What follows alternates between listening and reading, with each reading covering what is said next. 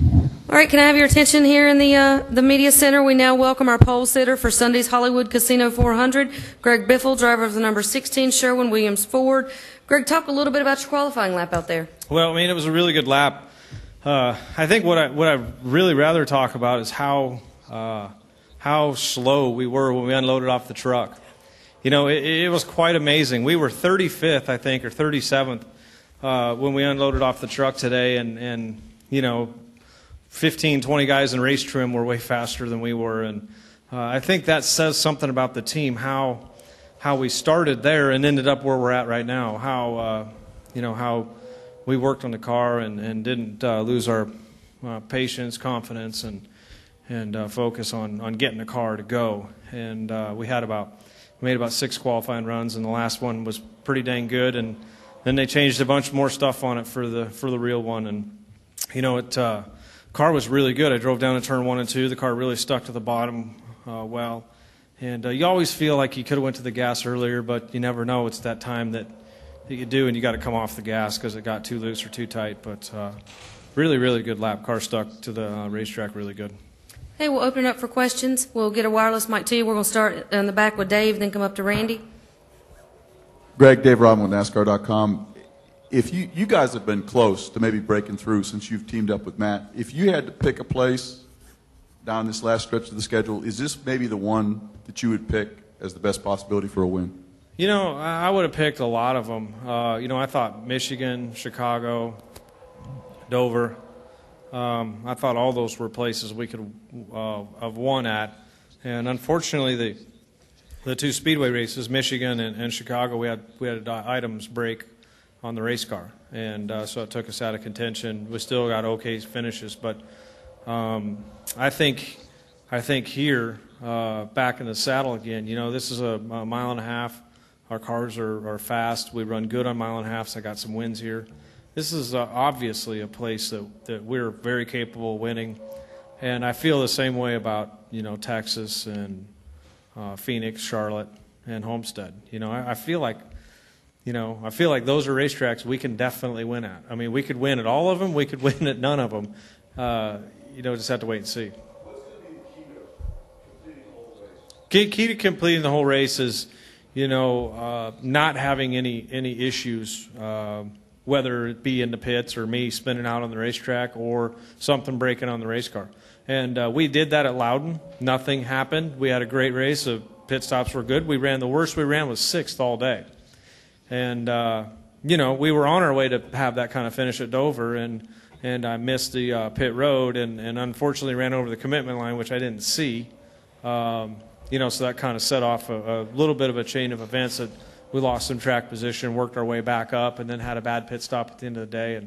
And I was a little frustrated and overdriving the car because I knew it was 25 laps to go, and I was 8th, and I was 4th a minute ago, and I spun out. So just, you know, if we come in here and have regular pit stops and the car, you know, we had a few things on the speedways happen, but I think we're right there. Go ahead, Randy. Greg, Randy Kopitz, Kansas City Star. Greg, you're out of the chase, which I know hurts. No, we're not. Oh. But you've won. You're defending champion of this track. You've won it twice. Is that kind of the motivation or puts a smile on this weekend that you are defending a championship at a track you've won twice? Forget the chase. Yeah. I mean, it certainly is. You know, there's one thing you can do when you don't make the chase, and that's win races. You know, they're not going to talk about you if you finish 2nd, 3rd, or 4th, or 5th. But if you win, they're forced to talk about you when you're out in the chase. So, you know, we know that we need to do that. We know we need to win races, and we're capable of winning races. We've proved it time and time again that we're certainly capable of winning at this level and at these mile-and-a-half type of racetracks. And, you know, we felt that way going into Chicago and, you know, had problems. And we felt that way going into Dover, and I messed that one up single-handedly. And so here we are, you know, fast car and ready for Sunday. So Carl's next to you, your teammate, who's tied for the lead in the chase. Do you let him have a lap first? I don't think the first lap is going to be a lap that I'd let him, lead. But I may not have that opportunity. He may be faster than me when on the start of the race. You just never know. But if it comes down to him needing to lead a lap at some point in the race for a point, and we had a little room on the rest of the field, I certainly would do it for really any of my teammates when it comes down to that. But Carl's going to have a fast car. Don't think it's going to be an issue with him leading a lap. Go ahead with your next question. Summer Dreer, skirtsandscuffs.com. In the front stretch, you've got 3 Roush cars in the top 4. So is it safe to say you guys are the team to beat? You know what? If you look back, we've been pretty dang strong on all the 1.5 and 2 mile tracks this year as an organization.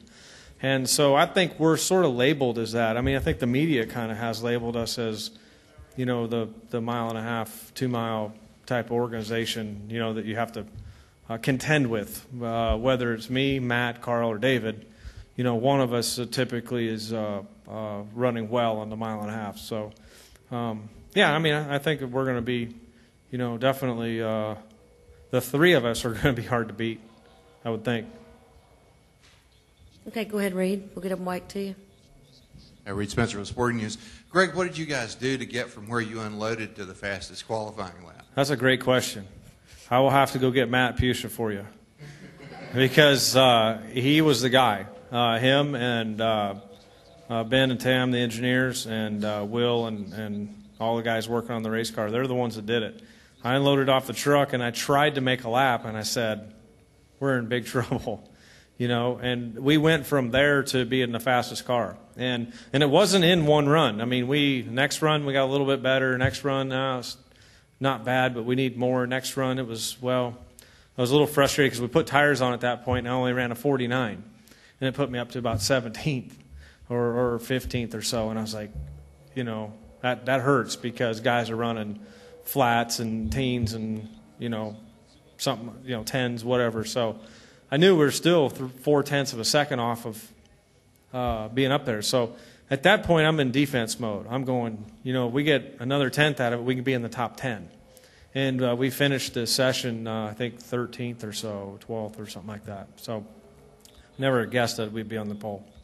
They went back and looked at the data and worked on it. And I got to pat myself on the back a little bit. I must have drove a pretty good lap in order to get it up there. But they did a lot of work and really studied it. And that says a lot for our team, and that says a lot for Matt about that's what a championship team is made of, is somebody that can make something out of nothing. And that's what we did today. We started out without very much, and we're on the pole here getting ready for Sunday's race. Any other questions for Greg? All right, Greg, congratulations. Thanks. Good luck on Sunday. Thank you. Yeah, thank you, guys.